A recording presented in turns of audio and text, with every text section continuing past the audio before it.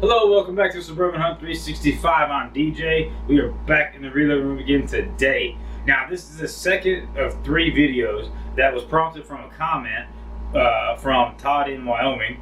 I'll throw that comment back up here again. He was asking about precision rifle projectiles. And last week, we went through the precision rifle QT, and that came in, I believe, at 250. Yes, 250 grains. Didn't do so hot. And again, the link was above. You can check that out and see exactly how that landed and where it went. So the other two that was precision rifle has are the dead centers and the extreme elite hollow points. As you can tell by the pack, this is missing some. This is today's video. And I'm happy to report, just to give you a little preview, this week went a lot better than last week. In last week's video, I explained that there is a really hard time with loading the projectile down into the gun because of the sabot. Just right there at the throat of the gun, it was almost impossible to do unless I ran my bore snake through there, kind of cleaning some of that debris out of there in between shots. Those of you that have been around for a while with these videos, you know that what I like to do is shoot all 3 shots, then clean the barrel, clean the gun, and then set up for my next set of group. Because in a hunting situation, I'm going to shoot. If I need to make a follow-up shot, I'm not cleaning the barrel in that instance. So I want to see how the gun is going to react accuracy-wise without cleaning that barrel. So again, last week with the QTs, not so much. Now, this week, to get a little bit more detail, this is the Precision Rifles dead center. It is a 340 grain projectile, which is interesting because the only other 340 grain projectile that I've ran is the ELDXs, and my gun loves those ELDXs. Now, I'm going to tell you out front, kind of see how these compare to that. So, if you haven't been with us, you know we're going to be doing the basic pellet test that we've done with a lot of these other projectiles, where we're going to take the 777s. These are 50 grain pellets. We're going to do 100 and 150 grain charge, followed by the Pyrodex, yet again, 100 and 150 grain charge. Then the White Hots, also 100 and 150 grain charge. Then we move into the 777 Firestars. This is going to be a 3 pellet and a 4 pellet group. For those of you that may not know, these are only 33 grain pellets. So we get as close to 100 or 150 as possible. And last but certainly not least is the 777 Magnums. These are 60 pellets, 60 grain pellet, and we're only going to be using 2 of those. Without any further ado, I take that back. The projectile last week was hard loading.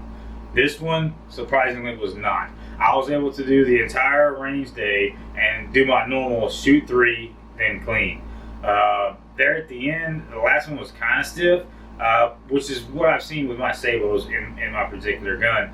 Mine just really prefers those like ELDXs, Federal Borlocks, and stuff like that as far as loading go. Even the Thors loaded a little bit easier than most of the sabots do in my particular rifle. That being said, these dead centers did load pretty decent without any having to clean or even swipe one bore snake through between shots 1, 2, and 3.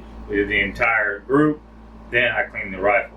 So, let's see how the first group went. Starting off with 777 100 grains.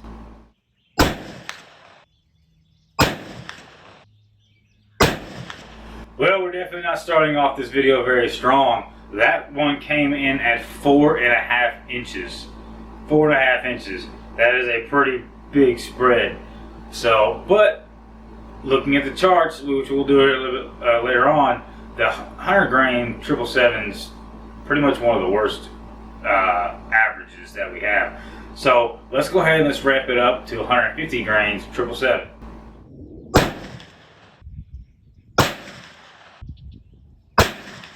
Holy crap, that's what I'm talking about. Alright, so that first one was a little bit high, but let's go back and let's look at that again. You have your first shot here, and then slowing this down, the second shot is almost in the exact same hole. Shot 1 a little high, shot 2 and shot 3 are almost in the same exact hole.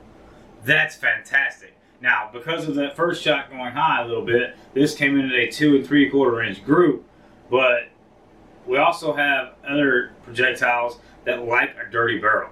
So as I mentioned before, I cleaned between the 100 grain and the 150 grain. So maybe the first one shot high a little bit, and then those next two back to back are because it likes a little bit dirtier barrel. I don't know, but that group came in at 2 3/4. But anytime we have one bullet landing right on top of the other bullet, you can't ignore that. Really can't ignore that. So Pyrodex has been doing pretty well here lately. Last week not so much because the QTs just really overall didn't do well in my particular rifle. But let's go ahead and let's see how the Pyrodex 100 grains does.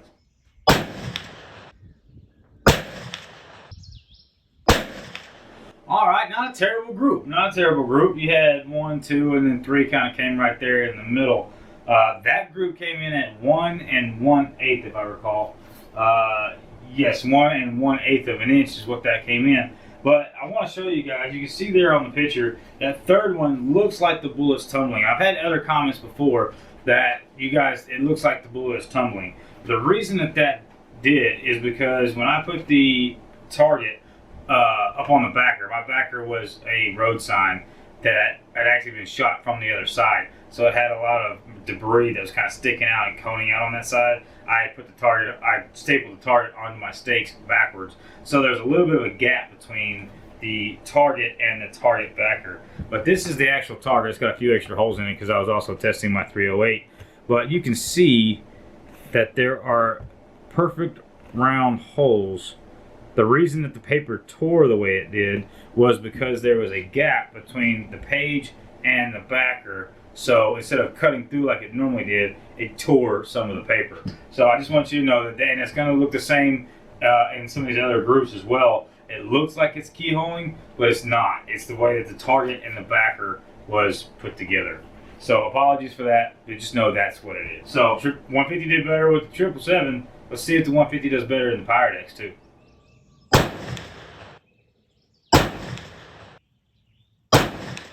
Man, I gotta give it to these dead centers right now. That also came in at 2 1/8 of an inch. This is pretty consistent. We had the pretty bad group with the 100 grains of 777, but we might be starting ourselves a trend here. So previous 2 1/8. Now here we go again with 2 1/8 of an inch group. So as I mentioned, so far we're looking pretty good. We've got one 4-inch over 4 inch, and then we got a couple 2s in there. So let's go ahead and let's move into white hots, and let's see if we can keep it up with white hots.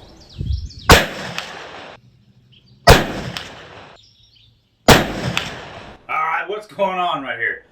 Third group in a row. Now this one's a little bit more symmetrical, where the other ones are a little bit longer. But this came in at again a 2 1/8 of an inch group. That's 3 in a row so far at 2 1/8. That's not bad. That's not bad at all. Let's keep going. Let's go ahead and go to the white hots 150 grain and see if we can keep going.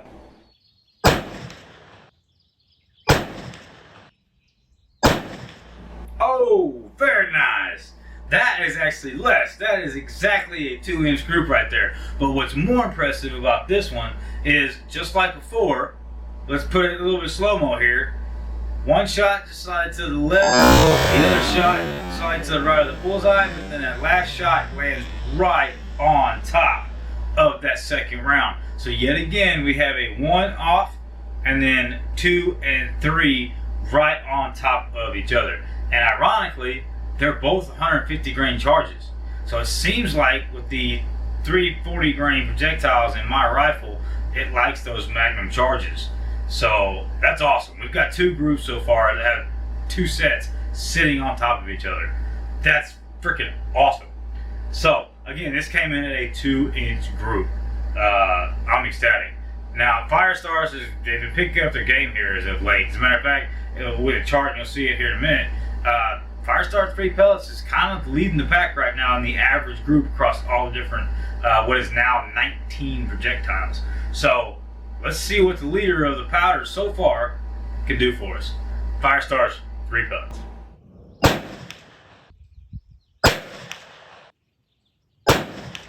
Well, not too bad for the Firestar showing up there.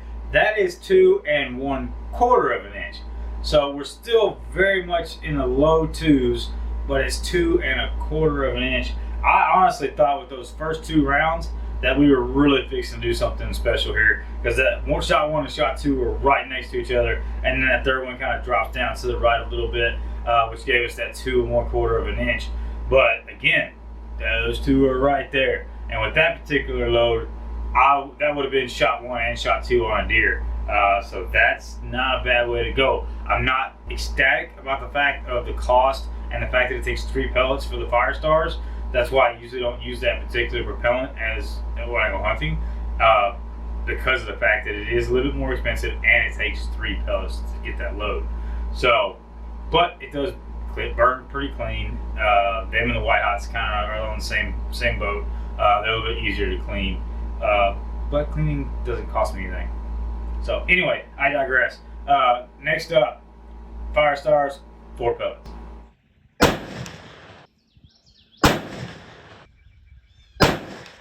All right, there we go. Again, on the lower end of the 2s, that is a 2 3/8 of an inch. So not quite 2 1/2, just below at 2 3/8 of an inch. So we've had a lot of 2s so far. So I'm expecting this to do phenomenal. The 777 gave us a 4-inch group. So unfortunately for this, especially with what you saw last week and the week before, well, you didn't see that one because we didn't run it, but the 777 Magnums have really not done well in my particular rifle. As a matter of fact, they're competing against the 777 100 grain charge for dead last. So this may end up screwing up our average, but let's see what happens here. So far, all of them are in the 2s except for the 777 100 grain charge. So let's see what it does. 777 Magnums, 2 pellets.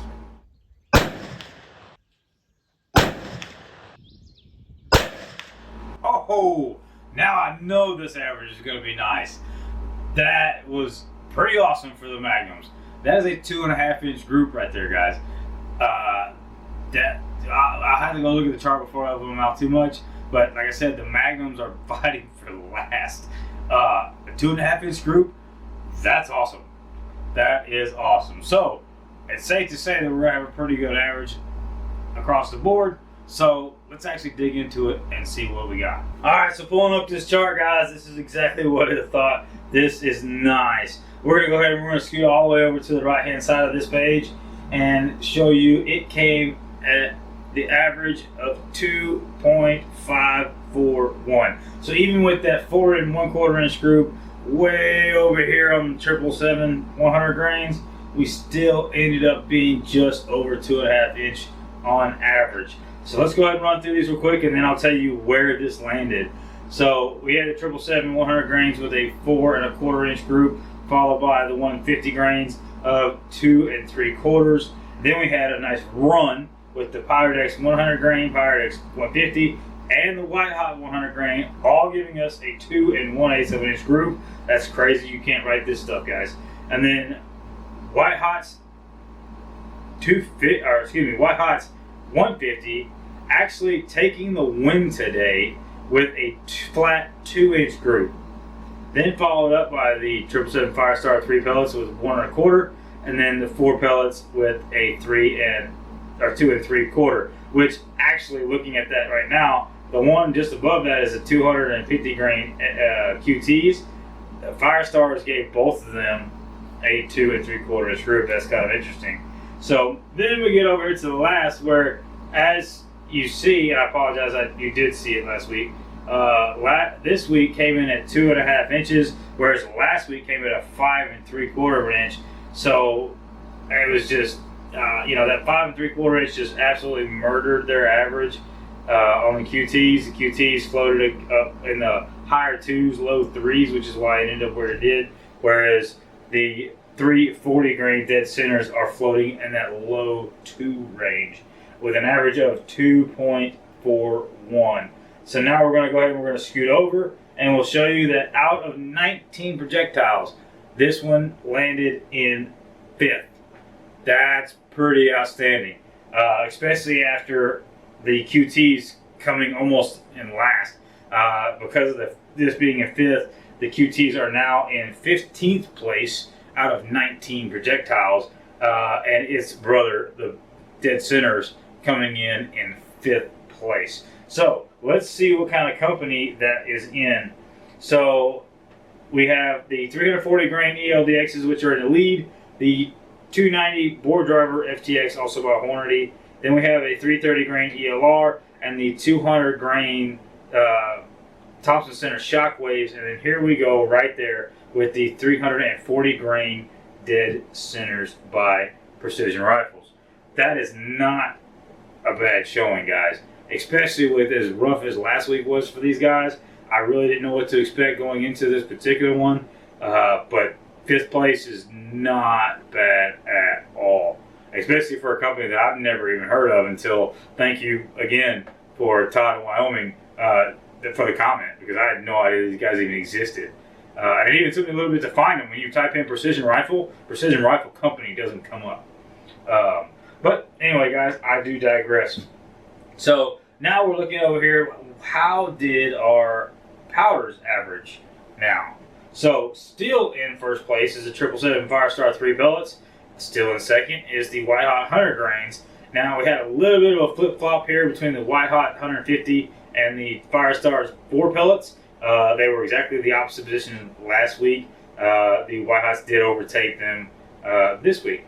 So then we have 777 150s, Pyrodex 150, Pyrodex 100s, all stayed in 5, 6, and 7th place accordingly. So the other one that we had kind of flip-flop, again, as I mentioned before, the 777 Magnums and the 777 100 grains are fighting for last place. Last week, the Magnums with that 5 3/4 inch group actually dropped down below the 777 Magnums, putting it in last. This week, the 777 Magnums actually, because of that 2.5 inch group, is now back up above the 777s. The Magnums, that last week was the very first time that the Magnums had dipped down into dead last. So they are fighting for last place right there. But that's just in my rifle, guys. Remember, everything in this test is with mine. Now, I apologize I didn't mention it earlier, but I am shooting the CVA Optima V2 with a Conus 3x9 scope that came with it when I bought it from Walmart. Oh, and also, and I almost missed it last week too, we are running everything with the Federal 209A primers. So, actually a pretty good showing for the Precision Rifles. I'm actually really happy that kind of happened, because the last 3 or 4 that we've had have all been on the lower end. It's just like all we're doing is filling in the bottom section here, but it lets us know where we're at. That's the whole point of all these tests, is to say, okay, this is what happened, this is what my experience is with it. You guys make your decisions either without it or with it. It's up to you. It's 100% up to you. But I do say that you got to get out to the range. You got to test it with your particular setup. So, guys, if you guys have made it this far in the video, I definitely appreciate you guys sticking with us. If you haven't done so already, please go ahead and hit that subscribe button. The numbers have been growing. I love seeing that. Thank you guys so much for coming on board with us. If you can, hit that like button on your way down to commenting down and below. I really can't stress you guys enough. The comments drive this channel. Speaking of which, because you guys have asked so much, I went ahead and I picked up a little something. Because you guys have been so nice in asking so nicely, we are going to be starting our ballistics gel testing. And as you guys can see, this is the 10% FBI block instead of the 20%. One, it was cheaper. Sorry guys, that's just how it goes. But it is also the FBI instead of NATO. So it is a nice clear block, as you can tell. And it is also the reusable one. So I've gotten all the equipment to start shooting, remelting, and we're just going to keep testing until we need more, and then we'll buy some more. But so just letting you guys know my thoughts on that is basically what I want to do for the future videos, for these gel videos, is you're going to get 4 different blocks going. We're going to have 100 grain, 150 grain at 50 yards, and then I want to do 100 and 150 grains at 100 yards. So we got the 50 yard and the 100 yard comparison. Because our accuracy, we're shooting out to 100 yards. I'm curious to see what the 100 yard does.